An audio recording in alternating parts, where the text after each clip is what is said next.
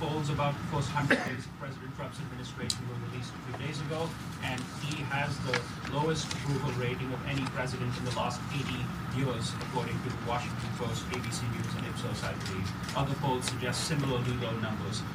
How do you interpret those numbers, and is that not a sign that your conference, your party, your leader need to be changing course given those low record ratings? No, look, there's always in any new administration, it's a roller coaster, right? When you come in and you make dramatic change, which is what he did, he's delivering on the promises made.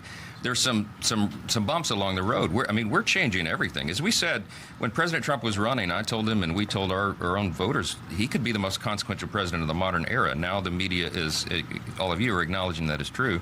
By extension, we can be the most consequential Congress as well, because we quite literally have to fix every area of public policy. The last 4 years was an absolute unmitigated disaster, and we got to fix it all. So when you're doing that, it's disruptive in a way, and the early initial people, they have an emotional reaction sometimes for the big changes, but what they're seeing and what the real polling is showing is that they understand that we're headed somewhere. This is out of the gates, all these big achievements that we just recounted, and I said we're just getting started. The reconciliation bill is the big chunk of this. The vehicle through which we will deliver the America First agenda is this big, beautiful bill, which is why we call it that.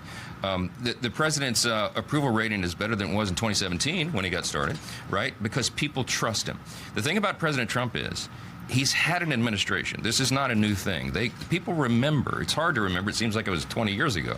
But right before COVID, we had the greatest economy in the history of the world. There's been a little question and concern about, the rocky start, some of the stock market, some of the tariff policy and all that. But right now, even today, people are beginning to see the dust settle on that. They understand there was a master strategy behind this, and they're seeing the results. We're going to have 100 countries, by some accounts, and maybe higher, renegotiate their trade policies with America because of what President Trump did. He's the only leader bold enough to have done that. And that's going to be a net positive, of course, for all the American people. It's going to be more fair for us. We trust the executive to do that. We trust this executive to do that. And President Trump has had some great achievements. So, look,